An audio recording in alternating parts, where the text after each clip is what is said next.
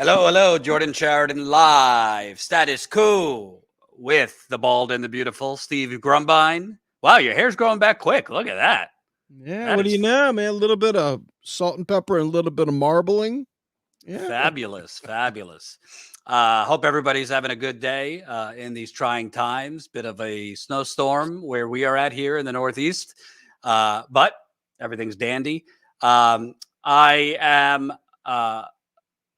I was torn what to cover because there's so much going on. But in the spirit of modern monetary theory, we do apparently have endless money for Ukraine, Israel, Taiwan. Obviously, we have 800 to 1,000 military bases all over the globe. And President Biden today, I'll give him credit. He got through one speech. President Biden today announced the Senate, at least, has passed the $95 billion additional money for Ukraine, Israel, Taiwan. After months of negotiations and infighting, this was a 70 to 29 vote that comfortably passed the Senate. 22 Republicans joined most Democrats in supporting the bill. I got to say, I don't know at this point what we're giving the money to. Weapons, Javelin missiles for Ukraine, but it just seems like an endless money pit and a road to nowhere because I do not see any resolution to this militarily between Ukraine and Russia. In terms of Israel, obviously, we pretty much fund the entire Iron Dome system in Israel. But to be clear, we're giving additional money to Israel to basically wipe Gaza off the face of the earth. And then I guess, I don't know, shock doctrine or disaster capitalism, rebuild it, privatize style, like we did Russia after the fall of the Soviet Empire. But I want to, Steve, we talk. I think one thing people liked about Trump was that he was kind of open about it. Like, don't leave without taking their oil, Iraq and other things. Well, Biden, I don't know if it was intentional or not, but he kind of gave away the game today in announcing this money that we're giving. I don't even know. I think at this point, we've probably given $400 billion just to Ukraine, maybe more than that.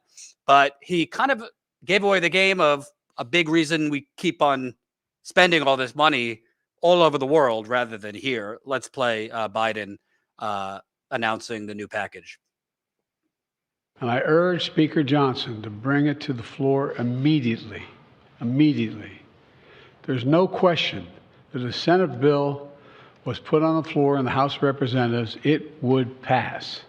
It would pass. And the Speaker knows that. So I call on the Speaker to let the full House speak its mind and not allow a minority of most extreme voices in the House to block this bill even from being voted on. This bipartisan bill sends a clear message to Ukrainians and to our partners and to our allies around the world. America can be trusted. America can be relied upon. And America stands up for freedom. We stand strong for our allies. We can't walk away now. That's what Putin's betting on. He just flatly said that. Supporting this bill is standing up to Putin. Opposing it is playing into Putin's hands. As I've said before, the stakes in this fight extend far beyond Ukraine. If we don't stop Putin's appetite for power and control in Ukraine, he won't limit himself just to Ukraine. And the cost for America and our allies and partners are going to rise. For Republicans in Congress who think they can oppose funding for Ukraine and not be held accountable, history is watching. History is watching. History is watching. Failure to support Ukraine at this critical moment will never be forgotten.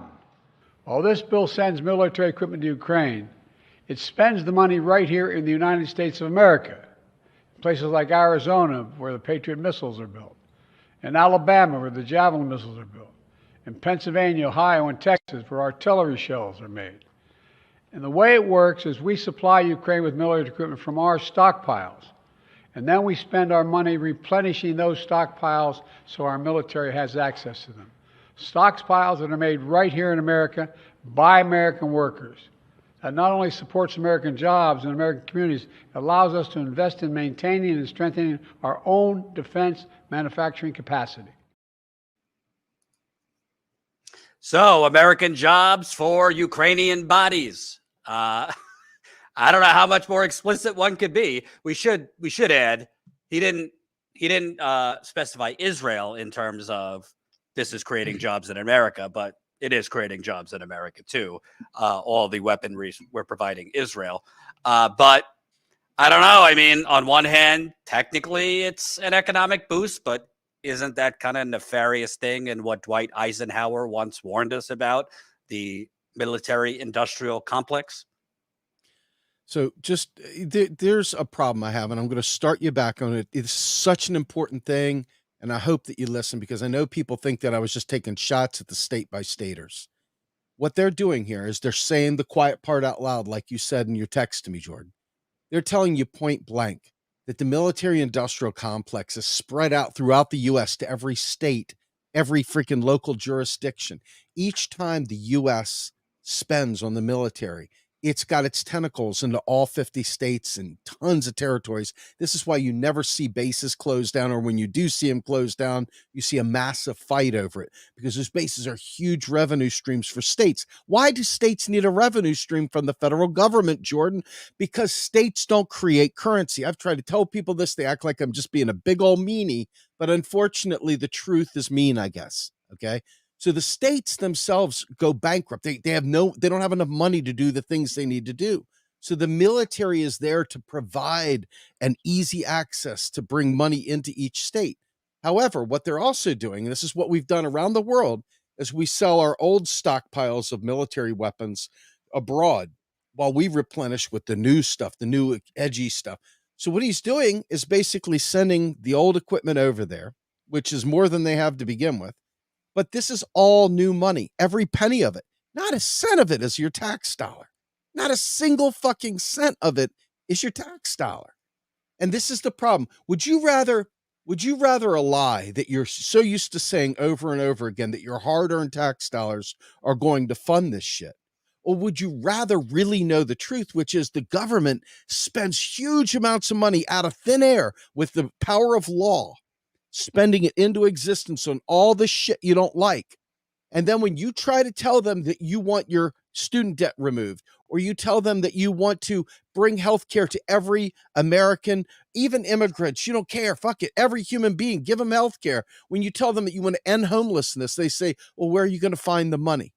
But alas, our own activists, our own friends, are the people that we walk arm in arm with at protests, the people that we talk to all the time will still come back, double, triple, quadruple down and say it's their hard-earned tax dollars. I'm telling you right now, you're killing every possible dream you ever had with that lie.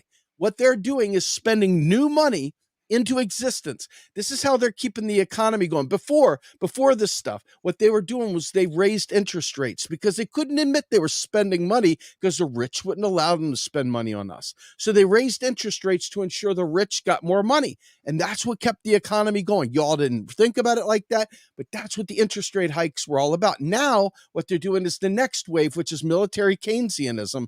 The economy could go in the tank. They want to make sure that they spend this money into the economy so it doesn't bottom out, especially in an election year. So what are they doing? They're literally sitting there bankrolling genocide in Israel, and they're literally bankrolling a failed attempt at trying to screw with Russia. And let me just tell you, the funny part about it, there's a lot of people out there who can't get Putin off their tongue. It just rolls right off because, after all, Joe Biden, why would he lie to him? Of course, Putin's horrible. Of course, we got to worry about Putin. The reality is that before Biden had ever done one thing, really, he had already gone out there and told us China was our enemy and told us how we had to fight China with the trade war and all this other shit in the State of the Union address. But then he's been on the Putin tip from day one because that's what they used to blame Hillary's loss to Trump last time. So just remember, all this money, it's brand new money that they could, I think it was, 20 billion could end homelessness in America? 20 billion. How much did they just send? I mean, ridiculous amount. 95. The point of all this is that they don't want us. It's like, why wouldn't they help us? Why wouldn't they spend on us? Why wouldn't they give us these things? Because if you are comfortable, if you are happy, if you are free, you are not able to be controlled by corporations, and you're able to make different choices. So all of this is the big reveal that MMT allows you to understand. If you're not too cool, you're not too proud to admit you didn't know it before and learn something new, if you accept this knowledge and say, what the fuck are they doing? It's worse when you know it's not your tax money. That's the mirage. They make you feel like your hard-earned tax dollars are going to pay for so-and-so's abortion and so-and-so's bad choices, blah, blah, blah. But in reality, it's never that. It's always new money by the government, and they're doing it hand over fist right here, right now. And you're watching Biden fund the deaths of people that are literally backed into a corner without weapons, nothing, literally slaughtering Palestinians by the bunches. And we're doing it while the Super Bowl's fucking on. Keep in mind, if you understand the economics, because that's the whole game, forget the guns, forget the bombs, it's the economics. If you understand the economics, you can see what they're doing. You can tell what lie they're telling to cover up what they're doing, and then you can see in clear action what they're actually doing. And it's not your tax dollar. I can't say it enough. I'm begging you, if you ever said it, never say it again. Stop saying it. Because you're giving them a pass. You're making it seem like they couldn't do the things we need them to do. And that's the lie that they use to keep us trapped and desperate. So I'm begging you, see it for what it is. That's it. I have a few things to say. Please smash that like button. The more people that press like, the more people that will see this. Also, super chats are appreciated. Couple things. Number one, you don't even have to be an economic expert. Just think about it. In Afghanistan, where we were for 20 years, it came out that literally the military was mandating the generals on the ground to spend $300 million a day over 20 years. I failed math, but whoever could do that quickly, 300 million times 356 days in a year times 20 years, that's trillions of dollars, okay? We would have to be taxed at 100% of our earnings to cover all of that. So right there, you should know taxpayer money cannot cover the, $300 million a day in Afghanistan, not to mention Iraq and all the other adventures around the world. But I want to ask you, Steve, because I think it's a lot more nefarious than people even think about. Biden's basically admitting that states, not the federal government, but states, a big economic engine for them is the military industrial complex, the defense contractors, weapons manufacturers, bomb makers, etc. Well, why is that? Why are they so reliant on one or two industries? Could it be that the corporations wrote the corporations wrote these multinational trade deals that hollowed out all manufacturing in America, like real manufacturing? Cars, steel, et cetera, et cetera. So the corporations which bought the government, got rid of all the jobs, particularly in the deindustrialized Midwest, that went to China, Mexico, and elsewhere. God bless them. I want them to have jobs, but not at the expense of our jobs. And because we don't make anything anymore, remember at the worst of COVID, why did we have no masks? Why did we have no ventilators? Why did we have no sanitary equipment? Because we offshored all that shit everywhere else. So because we allowed the corporations to take over the government, we sold all the workers and their futures off to all these other countries. On the state level, because the states cannot print money, the federal government can, the states can't. They have to rely on killing people in Ukraine, killing people in Gaza, et cetera, so that mom and dad could feed their kids in Virginia. I hate to make it sound as hollow as that, but seems to me that's kind of the ball game. And to be clear, I want to be clear. I care for the people of Ukraine. I care for the people of Russia. There's been a lot of people that have been killed. I feel sorry for those people. I'm all for some humanitarian aid. However, there's a lot of sorrow to go around in the world. We cannot solve every regional conflict. I do not think this is really about stopping. If Putin takes Ukraine, what's to stop him from going to Poland and elsewhere? NATO, the United States military, if we wanted to. So I'm sorry, we not from an economic perspective. Yes, from an economic perspective, because technically we can give them money and spend money here on healthcare and other things, but we cannot. We have to focus on here. We cannot be the endless blank check for every other country. And to me, the truth is people don't understand that corporations are why the states have bleeding economies and no taxpayer base. Yeah, let me just say this, because almost every one of the podcasts we do at Macro and Cheese, and by the way, we have a thing called Macro and Chill Tuesday nights, 8 p.m. It's a Zoom call. Check it out. Please come. If somebody can put the link in the chat, by all means. But I want you to understand something. In Africa right now, they are fighting to reinvent economics so that they're not being predated upon by the global north. And by global north, I mean places like Germany that are trying to get their clean energy out of Africa, out of Tunisia of all places, by using debt traps through the IMF. This is the US's arm. Its long arm stretches out across the country, and people know it. They know that to do business with the US, they are going to be trapped in a debt bubble through the IMF. And what they're going to end up doing is they're going to end up giving their goods to everyone else while starving their own people. So the cost in the US is negligible compared to the cost around the world of what we're doing. And we just think that the high cost of low prices is no big deal as long as we can watch our freaking big screen TV and drive our SUV. I'm telling you right now, what we're doing is disgraceful. What Europe is doing is disgraceful. The vassal countries of Europe right now that still bend a knee to the US, and they're finding out the hard way that this is not the way to do it.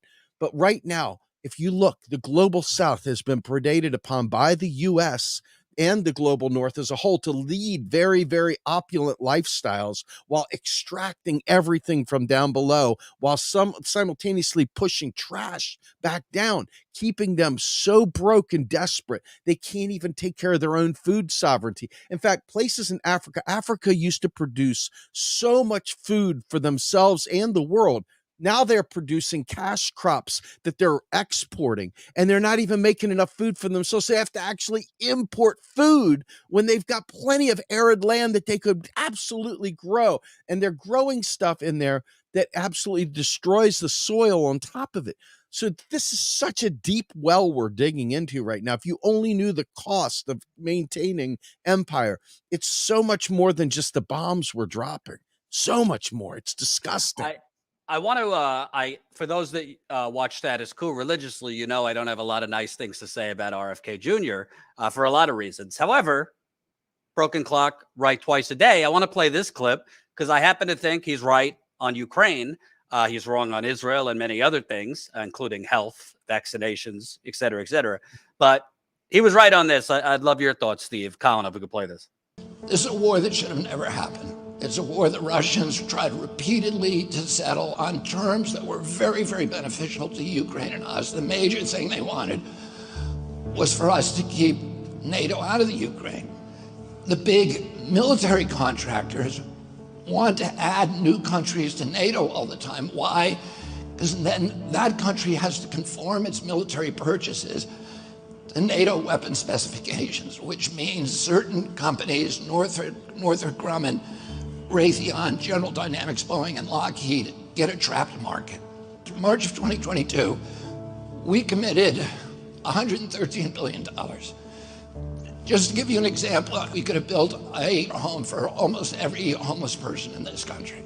We then committed another $24 billion since then, 2 months ago, and now President Biden's asking for another $60 billion. But the big expenses are going to come after the war, when we have to rebuild all the things that we destroyed. Mitch McConnell was asked, can we really afford to spend $113 billion to Ukraine? He said, don't worry. It's not really going to Ukraine. It's going to American defense manufacturers. So he just admitted it's a money laundering scheme. And who do you think owns every one of those companies? BlackRock. So Tim Scott, during the Republican debate, said, don't worry, it's not a gift to Ukraine, it's a loan. So raise your hand if you think that loan's ever getting paid back. Yeah, of course it's not. So why do they call it a loan? Because if they call it a loan, they can impose loan conditions. And what are the loan conditions that we impose on? Number one, an extreme austerity program, so that if you're poor in Ukraine, you're going to be poor forever. Number two, most important, Ukraine has to put all of its government-owned assets up for sale to multinational corporations, including all of its agricultural land, the biggest single asset in Europe. Every word he said is correct. I swear to God. The only thing is, what he said was, do you think that loan will ever get paid back, right? And it doesn't matter, because we don't need our own money back, folks. This is why your tax dollars don't fucking matter, okay? But when he said, do you think that loan will ever get paid back? Of course not. Why? Because we'll do, and this is what I was telling you before about the IMF. They're going to institute structural adjustments. Look at any IMF document out there. Go Google, folks, Google structural adjustments IMF, okay? And you will find in great detail the austerity programs they do. So the austerity programs are through the IMF loans. These loans are all built into austerity. And they're right. They're going to impose structural adjustments, which will open markets, which will steal their real resources right out from underneath of them. This is exactly what happened to Detroit. It's exactly what happened to Puerto Rico. The only difference is that the United States government did it to them.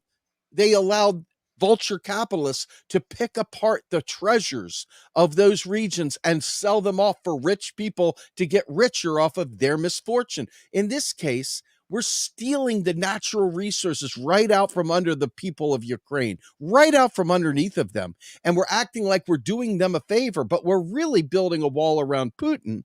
And Putin has every right. Folks, if any other country did what we're doing to Russia, I would support us doing something back to them. Okay. And I am as anti-war as you'll get. This right here, what you're seeing right here, right now, is an economic story.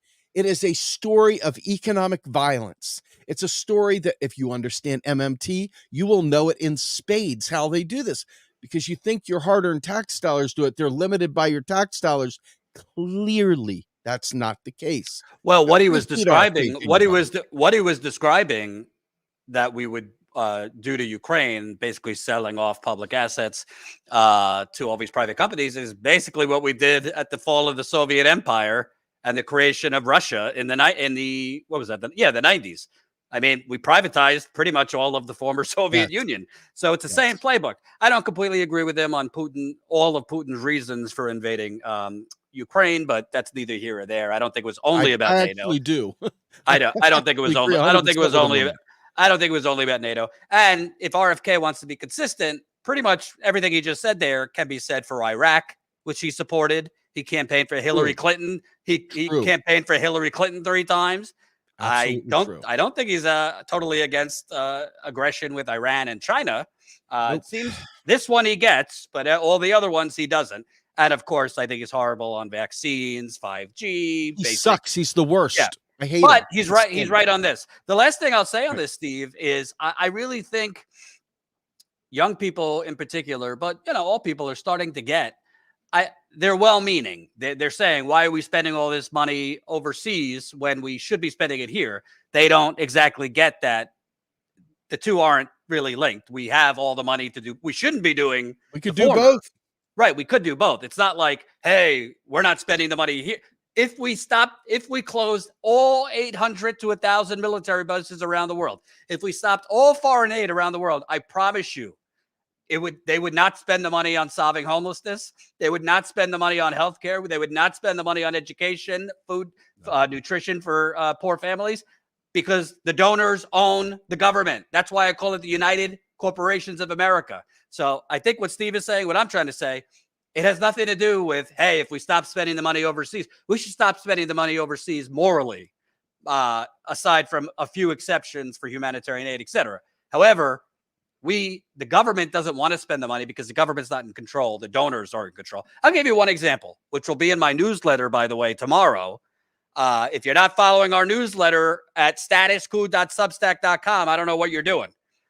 Jeff Bezos, he's saving $610 million on taxes by moving from Washington State. He lived in Seattle for 30 years to Miami. Why? Because Washington State committed the crime of putting in a 7% tax on capital gains. So Jeff Bezos doesn't want to pay capital gains on his Amazon stock. So he said, fuck you. I'm moving to Miami and I'm saving $610 million. Do you know how much Washington State gave Amazon in tax breaks? Just take a guess over the last 20 years. Billions. $825 million in tax breaks and subsidies to Amazon. That's just Washington State, not all the states, just Washington State. So Jeff Bezos owns the government. He pours money into the government. So does Mark Zuckerberg. So does Elon Musk, et cetera, et cetera. And all of them, by the way, they got contracts with the Pentagon, the NSA, this and that. And therefore, you don't get health care. You don't get what you need. And we spend money everywhere else. That's how it works. Let's talk about what you just said, because you just opened up the biggest Pandora's box that a lot of people aren't going to want to hear. Jeff Bezos, because they raised taxes in Seattle, in Washington State, they raised state taxes. And where did the billionaire go? To Florida. We've been trying to explain this to people, but it's too much. They don't want to hear that. The reality is that when you raise tax on people that have options, that have the businesses, et cetera, they take their businesses. This is called flight, okay? And it happens all the time. This is why you end up with Rust Belts. This is why you end up with places like Buffalo, New York. This is why you end up with Detroits. This is why you end up with Pittsburghs. And yes, Pittsburgh has been built up, but guess what? It's a bunch of rich fucking yimbies, okay? You're not dealing with people, regular people anymore. You can't even afford to live in Pittsburgh any longer, okay? So what you're dealing with now is the obvious flight of state tax base, the base of the state taxes, which funds the schools and funds all the other local initiatives, including if somebody wanted to have state-based health care, okay? Gone. There with your money. So guess what? The only place that doesn't have that problem is the federal government. And that's why there's a FEMA, because when there's a natural disaster, federal government just spends money into existence. It's not an imaginary construct. Let me just tell you, it's an inch or a pound. It's a unit of measure. And what the government does, the government has these things and it spends them into the world. And they spin around the economy. They get served as state taxes, and then they come back to the federal government as a tax, and they're deleted because the government, the federal government that creates this shit out of thin air, doesn't require it. It doesn't spend it will never, ever spend a tax dollar more than one time. It spends it once into the economy, and then it's deleted when it comes home as a tax. It's hard to believe, but it's not hard to believe. It's straight up how it works. And if you want to start realizing how foobar we are, how fucked we really are, not like the fake fucked, the real fucked we are. Know that they could do every single thing that we've asked them to do, whether it be a Green New Deal, the Green Party's Green New Deal, so it's pure and whatever. The greenest of Green New Deals they could do instantly, but they will not do it. They will come out, you'll have your worthless Hillary Clinton, you'll have your shit fuck Biden come out there and tell you, well, we'll have to raise tax. Where are we going to pay? Ha, ha, ha, ha. Where? That's pie in the sky. Where's that money coming from? And you will believe it because not you, not we, whoever is the person out there that suckles up to Democratic Party politics and Republican Party. It's not like the Republicans are any better. The whole system's fucked. The whole system relies on this lie to perpetuate itself. And the longer you continue perpetuating it, the longer other people will continue to legitimize that lie. It's time for a taxpayer revolt where we say it's not real. You're lying to us. The tax is real, but it's not being spent on it. You could do these great things for us, but instead you're killing babies in our name. You're killing children in Gaza in our name. And for those people that think states, just real quick, those people that think states can fund these big, massive programs, let Jeff Bezos show you what happens when you think, oh, we'll just tax the billionaire class at the state level. Honest, it'll just pay for everything. Wrong. Just simply wrong. Not true. Not a real thing. Before I move on to, we have some special guests today, which I'm excited about. I want to play this clip because I really think it crystallizes the moral decay that has taken over not just America, but the fucking world. Okay. So remember what Biden said in the beginning of this broadcast. Hey, the 95 billion we're sending over for missiles, Javelin missiles, bombs that are going to explode the heads of children in Gaza and God knows where else. The money is going to Ukraine, Israel, and Taiwan. All right. It's a jobs program, right? Now let's play. Colin, for those of you who've been watching, we have been covered. I think we've covered over, at this point, maybe between 20 and 25 protests in New York, in D.C., Palestinians, even a lot of Jewish people have been out there calling for a ceasefire immediately. And there was a really powerful moment with an older woman who lost a lot of her family in the Holocaust. We asked her, why are you out here protesting? Let's play that. I'm a Jew. My grandfather and my uncle and other family members were killed in the Holocaust. I know what genocide is. I know how it tears families apart and how awful it is. And as a Jew, as a proud Jew, I stand with the Palestinian people against Israeli crimes. And what would be your message to Biden, who's here today at this fundraiser? Ceasefire now. Stop all funding to Israel. Free Palestine. I'm very proud, as a Jew and an anti-Zionist, that this kind.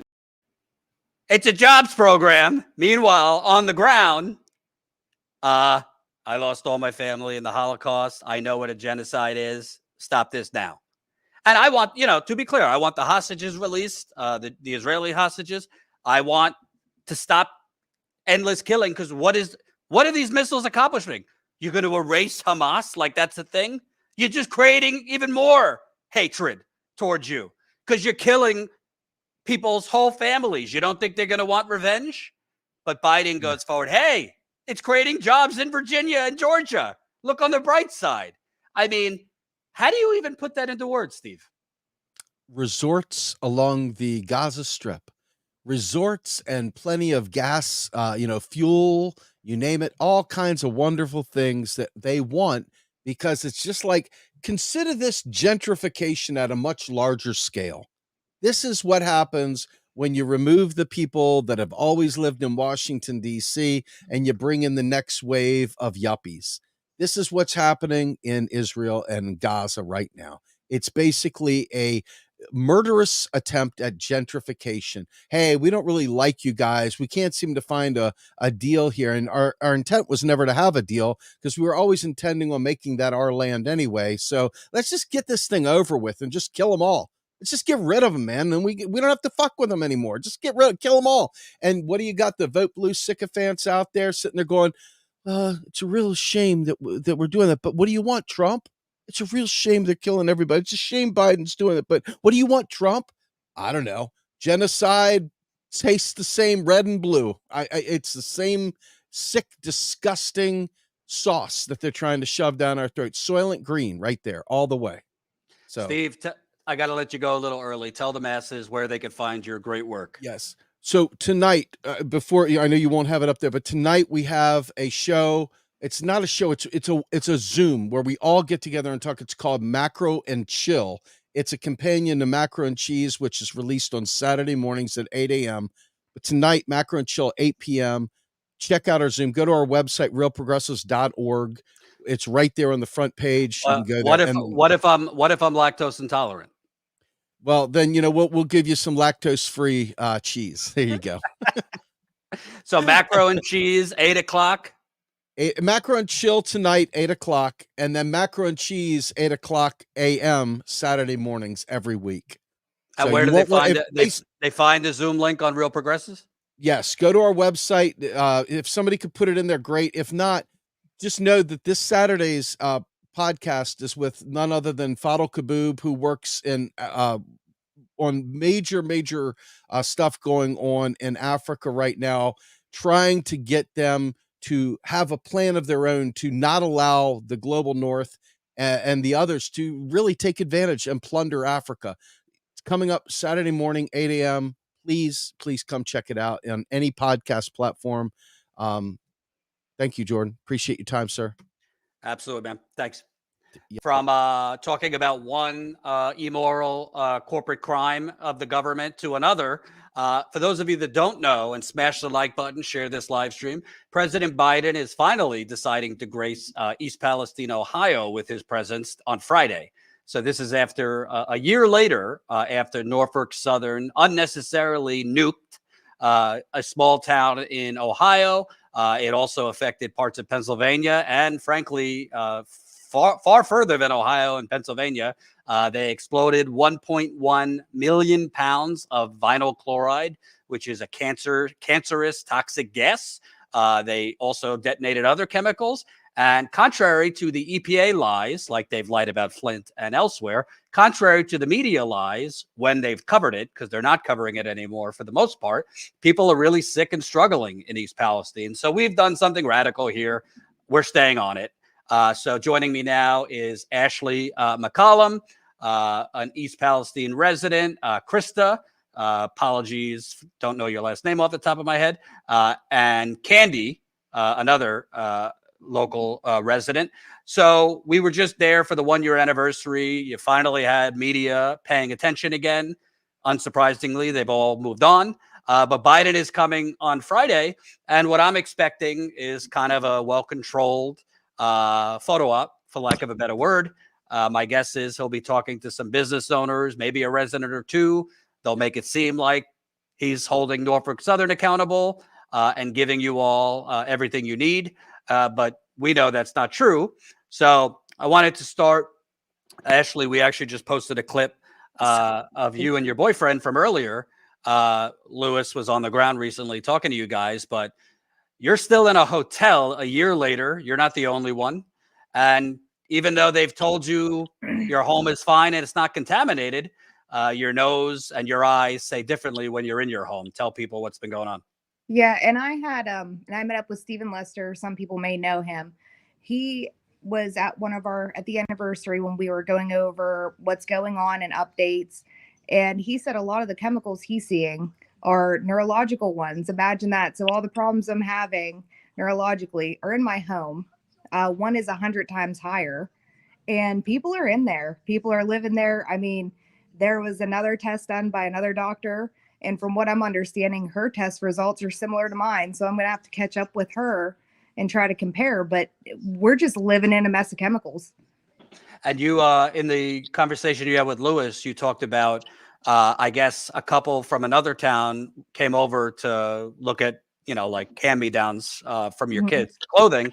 Yeah. And they're in your home that the EPA says is fine and not contaminated. What were they experiencing? They were rubbing their eyes. As soon as I started to feel my eyes burn, I look over and her boyfriend's like going to town, rubbing his eyes. She's going like this. And then they asked me again, how can I wash these clothes? I said, I really don't know. Like, I don't know if you can wash it out. I mean, I would wash it twice, but I really have no idea. And I said, you don't have to take any of the clothes if you don't want to. And she's like, well, we kind of need it. And see, that's what sucks. We don't know if it's going to come out of stuff. We don't know if it's safe to use. We have very little information that's actual that helps us. And Krista, Biden, in his statement announcing he's coming, said, we're going to continue to hold Norfolk Southern accountable. How's that working out for you? I don't see where they're doing that at all. I haven't seen any federal response in my opinion. I know the EPA is here in a federal capacity, but it's not doing us any good. And, what's interesting to me is, and I saw this in Flint and many other places, it seems to be the same thing over and over again, but the EPA magically finds nothing wrong in testing. Everything's fine. But then independent testers come in with far less resources, by the way. It's very expensive independently to test homes for all these contaminants. And they're finding very high levels of dioxins, which are a very dangerous chemical. There's like 100 different kinds. One of them is, Stephen Lester said, is the most lethal chemical known to man. They're finding astronomical levels, yet the EPA is not. And the CDC, when their workers came, they quietly, without announcing it, left because they got sick. So It just seems like this is one of the biggest environmental cover-ups going on. And Biden, it's not all Biden, it's the EPA, a lot of different agencies, the Ohio governor, but they're basically just leaving you guys there to fend for yourselves. Yep. Yeah, that's what we're experiencing. I just talked to EPA again today. Like, what options do we have? And what are they saying? Keep fighting. Keep fighting. I said, well, what does that mean? Well, keep in contact with your reps. Keep pushing for what you think's right. And Candy, what have you been experiencing? How's your health? And have you gotten any relief from Norfolk Southern? No, we've been back since the end of December. And as soon as I came back, I ended up with bronchitis for 3 weeks, Jesus. headaches every day. Now my husband goes tomorrow for eye surgery. Wow. His cataracts are just overwhelming bad. And I should say, I don't know if I think we posted it. Obviously, we can't directly draw cause and effect, but it just so happens a male there, I think his name is Wayne, recently got breast cancer. Another woman that Lewis spoke to got breast cancer. In men, it's pretty rare to get breast cancer. Happens, but not typical. Obviously, women could get breast cancer, but we do know vinyl chloride is linked to 5 or 6 different forms of cancer. Experts have said, unfortunately, they expect the cancer rates to rise. And we do know, I think it was the EPA said, well, we're not sure how to treat the chemicals, but we know how to treat the that was the CDC, excuse me. Said we're not sure how to treat the chemicals, but we're sure we know how to treat the cancer. Well, if you already know there's going to be cancer, why haven't you evacuated people that want to leave? And why aren't they making Norfolk Southern pay for your relocation? Ashley, I know you've been going through hoops trying to get Norfolk Southern to relocate you. Tell people about that. So my relocation was actually up on the 9th. So now I am covering the hotel stay and the food we have. They wanted my medical documentation. They wanted the testing done on my house. They wanted me to use their home buying program, or at least try it out and see, or ask some questions. But I haven't heard anything yet. And I don't know if they're going to give me an extension on the hotel. But for me to give that kind of information, I would expect that they would help me relocate, because we're into this point. They would have already paid my house off and put a down payment on another house for me. Yet they made me stay in a hotel whenever I said financially it doesn't make sense. So now here I am trying to figure out how to pay the next however long we have to stay here, if we can even make it happen. And by the way, we'll put it in the super chat. Obviously, do what you can, but Ashley's got to GoFundMe. Like she said, she's paying out of pocket now when the government should be paying for all this. So if you could chip in, definitely help out. We'll put that in the description. If either of you have any type of GoFundMe, send it to us and we'll put it in the description after the fact. But Colin, if you could it's in the live doc, if you could put that in the super chat and the description. But what I want to know, Norfolk Southern, they're saying they'll do certain things for you if you sign away your rights to sue them. Have any of you experienced that? Now I have. Yeah, the home buying program. Okay, tell us more about that. It's a VAP. So basically you work with the realtor of their choosing. They have a group that you can work with. And then there's also appraisers that they work with. So you'd have to work strictly with people that were trained on how to do this program. And they'll compensate you. So if your house sells $50,000 less than what it should, they'll actually give you that. They'll make it up. But then you sign away any kind of rights to damages or anything that has happened on your home. But that still doesn't give anyone anywhere to go in between. So if I put my house on the market and it never sells, where am I going to be in between that? Because I need that money to move on. So it doesn't make sense. And I know we've all reached out to multiple people about how it doesn't make sense.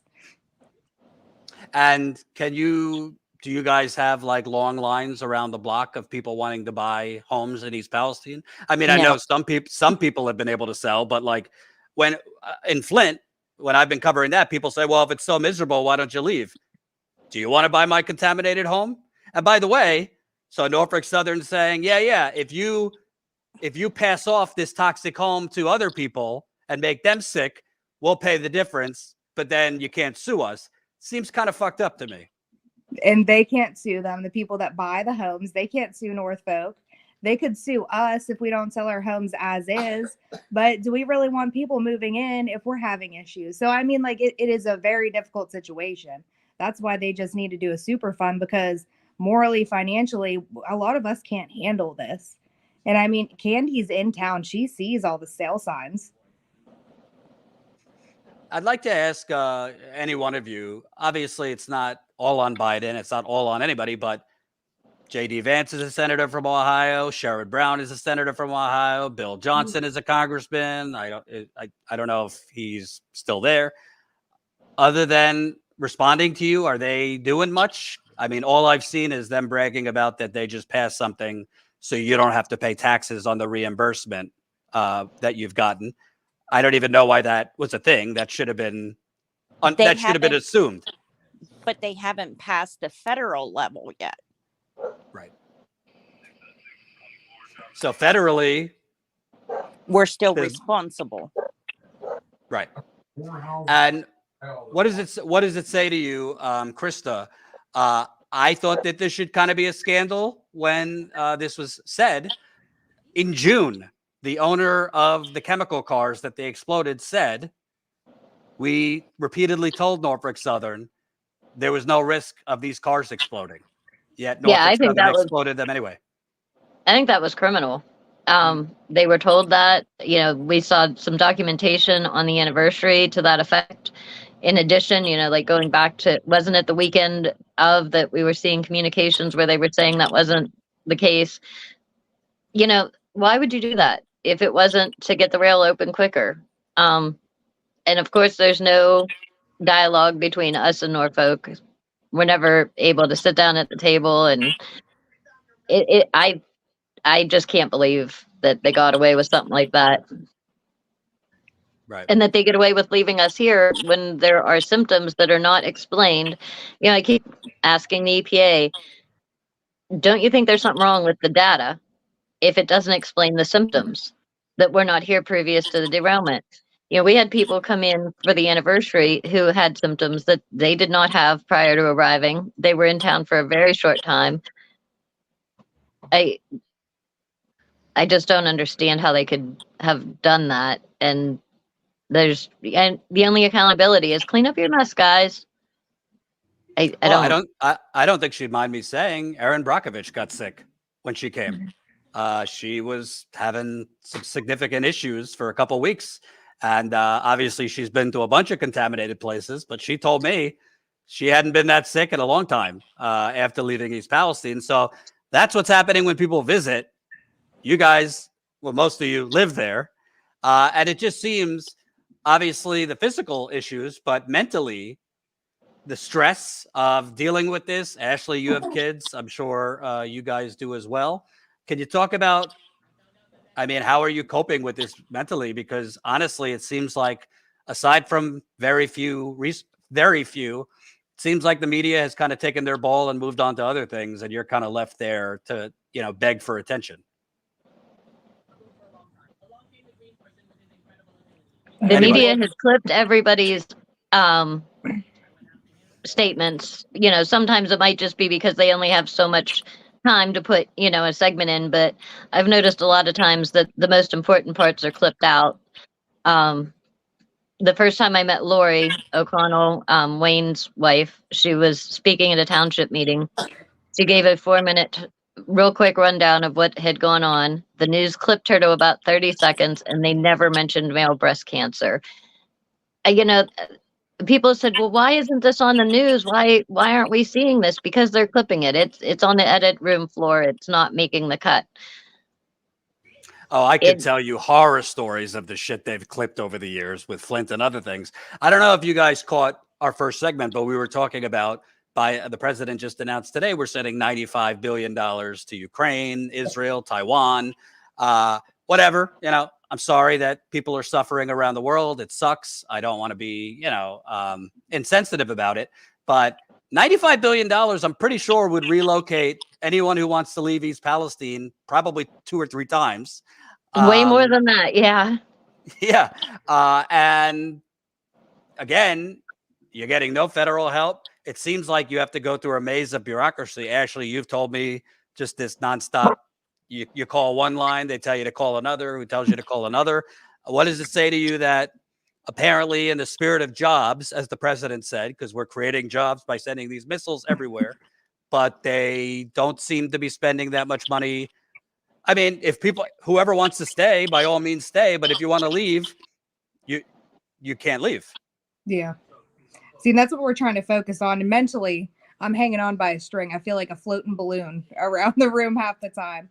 If I don't keep focused on getting something done, I'm going to lose my mind, because if I sit and really think about what's going on, like it's just wild to me. It's unbelievable what's actually taking place, what's not taking place. It is just wild. But I mean, with the jobs and all that, they could have someone in here focusing on a game plan. If they get sick, hey, then we need help. We need help. End of it. They're taking forever. And Biden can really relieve it with a super fund. He can get the people out that want out, and he can arrange something for the people that want to stay. I mean, there's other historical places where people just didn't want to leave their houses, so they stayed there. I think there's an area in Pennsylvania where there's a burning mine underneath the city, and there's 7 residents. They let them stay there, but evacuated everyone else, and put a super fund in for them. Right. That's what they should do here. And by the way, Times Beach, Missouri, which in the 80s had a major dioxin contamination, same thing. That town was cleared out. It's a ghost town now. But it's completely erased off the face of the earth. There's nothing there anymore. It's a state park. We're actually in contact with the former mayor of Times Beach. She's become a dear friend. She is mortified. She came here and she just could not believe that, kids are walking on the sidewalk with their parents when they have so much history to show how terrible this is. It's really frustrating. And Candy, I don't really care what your politics are, but if you've been paying attention to the presidential election, all you hear about is democracy's at stake here. We got to save democracy. Well, I don't know. It doesn't really seem very democratic if you vote so people represent you, and then through no fault of your own, you're poisoned and nuked, and then you can't even get them to respond to you. I don't know. That doesn't sound like a great democracy to me. No. We just need help. Yeah, we think that it should be done because we're humans in America, not because we're of this party or that party or believe this or that. The president's the highest office in the United States. Out of respect for that, we should be able to show up and ask for help. We shouldn't have to ask. They should be able to look at the situation and say, what do you need? But they'll ask the people who want to get on with the greatest recovery. And have you guys gotten any communication from the White House, the EPA, anybody about Biden's visit? When Obama went to Flint, infamously drank a glass of water. From what I hear, it wasn't even real Flint water, but at least it was held at a gymnasium, like residents could come. Do you know anything about what he's doing, or it's completely in the dark? Nope. None of us have heard. It's the 16th. That's all we know. I did reach out to Biden. I write emails. I call. I reached out to him. The first time I got a response back, it was around April or so. And then they forwarded my email to the EPA over here. So then they tried to handle it. But I said, you guys aren't handling it. And that's why I had to go above you and go to the president, because apparently you're not communicating, which it still seems like that. So I sent another email. I haven't heard a response back. I even text our good old Mayor Trent, and he has always been nice to me and has had communication with me no matter what. He hasn't responded back. And I said, I would like to be in that group of people, that are speaking to the president, because we need a variety of people. It would make more sense to at least take a person from every road that's within that area, or however they want to do it, but they need more of a variety. It can't be cherry picked. Like, here's the same people we have, go and meet everyone. No, it needs to be other people. I would also say you should have some people from Pennsylvania there, because they've been forgotten as well. There's a lot of sick. The plume didn't just stop, a mile away. And there's a lot of sick people in Western Pennsylvania. There's a lot of people that were affected west of East Palestine, other parts of Ohio. I had people messaging me literally from New Hampshire about stuff coming from the sky. I'll tell you one place Biden will not be on Friday. Colin, let's play this. Lewis, in his last trip there, went, I believe, with Christine was her name. I hope I'm right, into the creek. A year later, let's take a look what that creek is looking like. Oh, yeah. Oh, it did come off that. Oh, yeah. When you said about the housing program that Norfolk Southern started. Yeah. So you guys have talked to me a couple times. From my house, I'm almost 6 miles away. And I was sick with symptoms for 5.5 months every day. That housing program ends 0.9 miles from my house, literally 2 roads down the street from my house. Right. And so we're not eligible for it, even though we were affected. And with the president coming in too, like if he's wanting to help, then I would like to also see him not just help East Palestine, but the surrounding areas too, because it was more than just. Right. The other Dalton. I mean, I kind of think, I hate to say it, I don't really know how you truly get rid of all these chemicals. I mean, I don't know if you can get rid of all these chemicals with weather changes. If it's in the creeks, it goes in the airs. Maybe you could improve it. Maybe you could get rid of a lot of it. But clearly, I mean, they're still there in the creek, not to mention in the air. I also want to play that one clip from Dr. Tsai, I think I'm pronouncing, Rick Tsai. Chai. He's a chiropractor. He's running for Congress. He's really been active at exposing things. And Lewis spoke with him. Let's hear. He was talking about the smell that you could still smell. When it rains here, people are still getting sick. So the other day, it was almost as if you've ever been to Niagara Falls, there's always that constant mist. There was mist through the whole town. I went down to check out the creeks. And as soon as I got out of my truck, it hit me in the face. When it rains or when there's a fog, it smells like an open can of paint with maybe some burning electrical smell.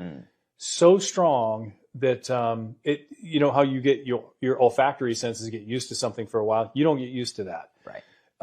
So I don't go around town thinking, hey, wonder if it smells today. Right. You know, I've got a lot of stuff on my mind. Right. So when I get out of a truck or I drive through town and it's one of those days that smells very bad, you know, it's there, and the chemicals are still there. They've never still addressed Ceram Fab, the big blue building everybody's familiar with. I contend there's still badly contaminated chemicals under that building. That's another thing. You got workers who work near those tracks, workers who work outside. They're being exposed constantly. I've talked to workers who they got to go back to work. They don't have other choices. Can you kind of talk about, Ashley? I know you're not living there, but pretty much every time you go into town, you're symptomatic. We can tell as soon as like I notice it in my body, like I'll start to get head pain whenever I just start to get into town. I usually turn off my heaters, my air, anything blowing in, roll up my windows just so it doesn't hit me quicker, because that's how bad it is. It even comes in through the car and you can smell it. You can still taste it in certain parts. I mean, everyone's complaining about smells. My kids just got towed in from 3 hours away on Friday night. The tow truck driver noticed it outside of town in what we call Unity. And by the time they got about 3 miles to my house to drop the car, he was standing lopsided. He said, I just don't feel right. And he didn't know why. And the kids, they could smell it. And they said, that's the chemicals. And he just couldn't believe it. I mean, honestly, I don't want to be dramatic. It was said to me, and Stephen Lester said to me that this basically was like a mini Chernobyl. But it just seems very, I don't want to say shocking, but kind of unbelievable that this is the ultimate, like, don't believe your lying eyes. You know, like they're telling residents everything is fine, yet visitors are sick. People who live there are sick. You know, some people who live there, maybe they've just gotten used to it and want to move on. But it's very clear, and Lewis has told me, I haven't personally been there, that if this was a wealthy area, they would have evacuated the area. And it's very clear that they're literally, somebody put it, gaslighting you. Tell me before you guys go, I mean, what do you need from people not there? Obviously, the people watching support you, but do you want people to, you know, call their representatives? Do you want people to, if they can, come to East Palestine when the president is there? because unfortunately in our, ADHD America, where people don't have a lot of attention span, people forget. And when they don't see it on the news, they just figure it's over. What do you want to see the rest of the American people doing to support you? I'd like to see them writing their representatives and asking them to support the buyout of the residents who want to get out. Ask them to talk to J.D. Vance and Sherrod Brown and encourage a bipartisan movement to buy out and help fairly relocate us. If we sell our homes here, we cannot buy an equal property in an equal environment for fair market value here because it's a uniquely affordable place to live. So we need to be able to find a similar property with similar amenities somewhere else, and fair market's just not going to do that. And that, I'm not asking for millions. I'm just saying, like, help us find a similar property. Ask them to please write the representatives and ask them to talk to Sherrod Brown and JD Vance, who we've had a lot of contact with, to support that if it happened in their town, that's what they would want, and they would like to support that for us. What about you, Candy? I think the medical people needs to stand up and do testing on us and not tell us they can't. Yeah. Real That's testing a big thing. too. Yeah. They'll tell you down at the clinic, oh, that's not related. They'll send you to doctors that aren't aware that there's a derailment or that think the only symptom is respiratory, where there's very clearly a lot of neurological problems. And the problem is, and I've dealt with this with residents in Flint, in that case, it was heavy metal contamination, bacterial. But for a lot of these things, you need specialists. You need environmental doctors. A lot of insurance, if you have health insurance, don't cover that. So then you're up kind of another shit's creek, because you could go bankrupt paying for specialists, like environmental doctors, et cetera, who are more familiar with these types of contaminants. Which brings me to my next. Libby, Montana, back in the day, had an asbestos disaster. Their Senator Max Baucus, basically to get his vote for Obamacare back in 2009, said, call it what you want, but you got to give the residents of Libby, Montana health care for life, free. And they got it. Rightfully so. They should have gotten it. So I don't know why the senators, I know Vance is a Republican and Brown is a Democrat, but this shouldn't be controversial. You didn't detonate the cars. You shouldn't have to pay for these healthcare costs. And God forbid, it's worse down the line for you or your children if there's cancers or other things. What if you don't have a job at the moment, and your healthcare is tied to your job? You guys should have universal healthcare for life. We're not talking, whatever people's opinions are about that on the federal level. We're talking about a unique situation. I don't know why. It should be provided. Absolutely. Now, with the Libby, Montana, if anyone's interested, go watch some of the documentaries on YouTube. It is eerily close to the things that we're going through. I watched one about a man and he was having cancers, and he's basically saying the same things we're saying, same things that you've covered, Jordan, over the span of this year. Like, it is wild that they're saying that. And the reason why all these people don't want to jump in and really help, because we've been looking over this train car list. Krista and I put together something this morning. We worked forever on it. And it's basically saying, there were Ford trucks there. No one wants to admit the Ford trucks were there. There were different types of containers. Some had mixed chemical. One was a polystyrene tanker that would probably go towards making takeout food containers. And that is highly toxic. And a lot of people don't know how toxic that is. We also have Crayola and Coca-Cola on this train car. They don't want to get all this stuff out, that this was all in with all of these chemicals that they transport all the time. We found several cars with acid on it. We don't know if those cars were involved in the fire or not. Nobody, there's not enough trust that even if they said no, they're not, that we would be like, oh yeah, they definitely weren't. And by the way, I can't say it definitively because I haven't had the bandwidth to look into it, but there were a lot of electric Ford cars sitting on the tracks for a while. And those electric car batteries, they're made of, what is it? They're ionic. So, this is a new one. It is a new type of battery they rolled out in this year. So February, they were supposed to have them on the lots. in February 2023 this new type of battery that would help. It was an EV type of battery, and it was a better one. And now they're not putting them into any of their Ford cars. Unbelievable. Everybody, I really ask you, and for the other two, if you guys have any GoFundMes or anything like that, send it to us and we'll put it under the video. Whatever you can. It's tough times for everybody, but if you could chip in, unfortunately, the government should be paying for relocation and other things, but they're not. So if you could help out Ashley or any of these fine folks, please do. And we will definitely cover Biden coming on Friday. I wish I could be there, but I'm finishing my book. But we'll cover it, and we'll continue staying on this. For some strange reason, all of a sudden, when we post videos on East Palestine on YouTube, they're not seen. That's another strange thing. It seems like there's a lot of suppression and censorship going on. Yep. There's a FOIA out about censoring us on Facebook. Okay, good. Because like 6 months ago, when we posted on East Palestine, we're getting thousands and thousands of views. Suddenly we post East Palestine, we're getting like 200 views in an hour. I don't think everybody suddenly just doesn't give a shit. So I kind of think that maybe it's not YouTube is doing something funny, because they've definitely been doing that with my Flint reporting and other environmental catastrophes over the years. So we'll continue pushing that out as much as we can. And I thank you guys for coming on. We appreciate your continued coverage. Absolutely. Take care. Bye. You know, I don't want to go on my high horse, but I'm going to go on my high horse here. At a certain point, all I could do is bring you fine folks to the river. You got to drink the water. Hopefully it's clean. At a certain point, I'm not calling for violence, but at a certain point, we do need some type of revolution. Because to be clear, this could happen to you. Maybe it's not a rail car that detonates.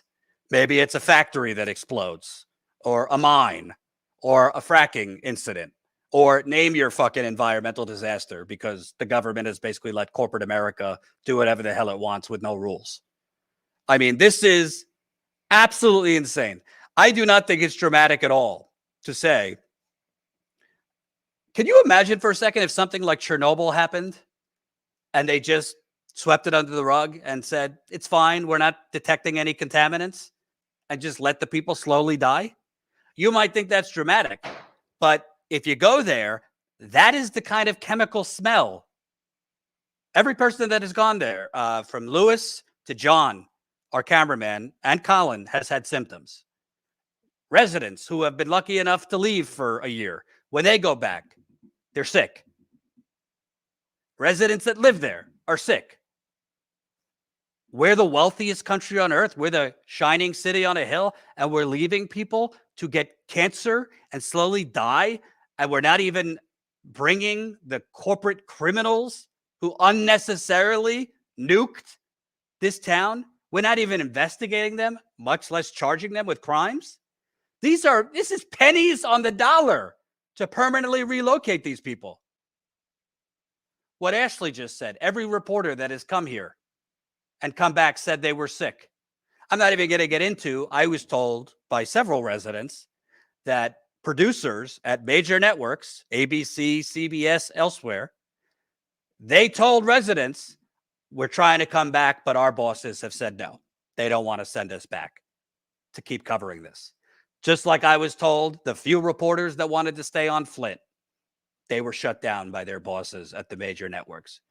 We don't want to spend money on, mini Chernobyl and those poor people in East Palestine and Pennsylvania. It's like the Twilight Zone. How do you I know our government is run by sociopaths, but really, this is a whole new level. And the danger here is the more time goes by that nothing is done, the more this kind of thing gets normalized. If you don't believe me, go ask the people of Flint. In 2 months, they hit 10 years of this, and they still don't have clean water. And they still don't have justice. Not one person has been brought to justice. Not one person is in jail, much less has faced a trial over poisoning Flint. They still haven't seen a dime from the legal settlement a decade later. And that legal settlement is a joke. They've only gotten $600 million for being poisoned. And $200 million of that is going to lawyers. So they're only getting, as of now, There's still some cases pending that might get them more money, but they're only getting a little over $400 million. And per resident, per family, that's less than $10,000. And they don't have Medicare for all. I do not want East Palestine. Yes, it's a different contamination. It's a different original spark that poisoned them. But I don't want East Palestine to be the next Flint. And we haven't even gotten into the Native American reservations that have been poisoned for decades, if not centuries. The poor Black communities, the poor Hispanic communities. That's why I call it, no joke, the poisoned states of America. We do have a t-shirt if you want to buy one in our store, statuscoup.com/store. Hate to make that segue, but we happen to have a poisoned states of America shirt and a United Corporations of America shirt. But this is fucked up. And I also got to call out independent media too. I'm not saying this because we're so great. I'm not saying this to toot our own horns. Not everybody can, not everyone has the resources to go out and cover these things on the ground. We only have the resources because of you. That's why I'm begging you always. And some people don't like it. I don't really give a shit because if I don't ask you to fund us, we don't have the money to keep going back to East Palestine. This last trip we just took cost us about $3,000. We lost money on it. We did not make money on this trip. When I say make money, I mean we didn't even break even. Our goal in continuing to cover these things on the ground is just to not lose money. If we can make a little money, great. But at least break even, cover the cost of the trip. We did not cover the cost of that last trip. And that doesn't deter us. We're going to keep going back even if we lose money because right is right and wrong is wrong. And it is the right thing to do to stay on these stories. And our viewership, unfortunately, is working class. And a lot of people, just can't pitch in. And that's okay if you can't. If you can, that's why I'm always asking you, please. All I'm asking for is $5 to $10 a month. You can become a member for $5 to $10 a month. That is 16 cents a day equals $5 a month. 33 cents a day equals $10 a month. We're trying to figure out other ways to grow our revenue. We just started a newsletter. Let me go through that real quick. Put up the last one if you can, Colin. Tomorrow we'll release the third edition of the Reality Room. This is free, so you can just sign up to Status Coup's Substack for free. And I'm going to try to do this 2-3 times a week. And really what this is a list of quick hits news items that you are not seeing covered in the corporate media. So if you go to the first story, I'll just read you the first one so you have a taste of it. This was the last edition of our Reality Room newsletter, if I could find it, because I took it off my screen. So first story, probably didn't hear about this. Meeting about BP refinery air permit abruptly canceled. Dozens of Northwest Indiana residents arrived at a meeting on February 8th at the local high school to express their concerns and demand action about repeated leaks and chemical releases at BP's Whiting refinery in Indiana that led nearby residents to suffer serious health symptoms for days, including headaches, dizziness, nausea, and vomiting. The meeting was supposed to be about BP seeking an additional air permit for that refinery. Of course. Here's another air permit after you're continually poisoning the residents. Sound familiar, East Palestine? Quote, we had 2 teachers and 2 students lose consciousness. Thomas Frank, a longtime Indiana environmental activist, told Status Coup about a February 1st power outage at BP's refinery that led to the uncontrolled chemical release. Both teachers were taken to the hospital by ambulance. So if you see what I'm doing, I'm kind of giving you some facts about stories you won't see on corporate media and also doing some additional reporting, reaching out to residents, trying to get quotes, trying to get more information. So some of these will have additional information and reporting from me. Quote, let us in, residents shouted after the local school board canceled the meeting. A state environmental department spokesperson claimed the meeting was canceled because the local school board was uncomfortable with media being inside the meeting. In 2023, BP was forced to pay a record $40 million fine and invest $20 million to cut the release of cancerous benzene from coming out of this same refinery. Quote, are you saying our school board is bought off by BP? Frank asked the environmental spokesperson. So that's the first story. I won't go through the rest, but there was several other stories you won't see in corporate media. Really, I'm trying to grow our email list and grow our Substack with this additional content. So please sign up. You could sign up for free to get this newsletter and other items at our Substack. It's statuscoup.substack.com, statuscoup.substack.com. We're just trying to get as many people as possible to grow our email list, because the more people we have on YouTube, the more people we have on our email list, the more people we have on our social media, the more people that we could get our reporting to, and hopefully convert into our funnel to get them to sign up as paid members. Again, not everyone could sign up and support us financially, but for those that can, we're not just talking here. We're covering very important stories that corporate media is not covering. And frankly, I don't really see a lot of independent media covering these stories. And you don't need to go out on the ground to cover these stories. We do, because we think that adds an extra, an important element to be there, to get people, get their voices out there on the ground, to show you what's going on. And also in terms of investigative reporting, it's a lot better and a lot easier to find where the bodies are buried and dig deeper when you're on the ground, talking to the people, talking to residents, talking to activists. It's a lot harder to break stuff from afar. But for independent outlets that want to cover these things, just reach out. I'll give you all the context you need. They would love to come on your shows. And plenty of shows have much more subscribers and much bigger followings and a much bigger audience than us. So you don't have to go there to cover it. You could interview folks from East Palestine, from Flint, from elsewhere. Just ask me, or I'm sure if you just say, hey, reach out to us, to the residents, they would love to. These people are begging for help. They're begging for coverage. They're begging for attention because they're not getting help from politicians, or they're not getting help from the corporate media. So don't take this as me shitting on you to other independent outlets. I'm not saying, it doesn't make you any better or any worse whether you cover something on the ground or from a studio, but you can cover it. You can interview these people. You can get their stories out, because the more people we make aware of this, the more people we make aware of cover-ups that are happening, the more people. You want to talk about genocide in Gaza? Let's talk about genocide in America, because this is genocide. When you leave people, when you allow the government or corporate America to poison people, whether it's intentional or not, and in this case, I believe it was intentional. I think Norfolk Southern knew exactly what was going to happen. I think they said, fuck it, it's flyover country. These people are poor. Who gives? Who gives a shit? We got to open up that track because we need to make money. I think it was absolutely intentional. But what do you call corporate America with the government's complicity, poisoning Americans, deserting them, covering it up, and leaving them to slowly die? That would be genocide. So let's not just, focus on genocide wherever it's happening, but we also should focus about it here. And you cannot expect CNN to cover it or call it that. You can't expect MSNBC to cover it or call it that. They'll cover it if you could prove Putin detonated the cars, then they'll cover it. Or if you could prove Trump detonated the cars, then they'll cover it. This was a good old-fashioned multi-billion-dollar corporate conglomerate that said, fuck it, blow up the cars, and let the residents suffer the consequences. And we'll pay for some barbecues. We'll pay for some Easter egg hunts.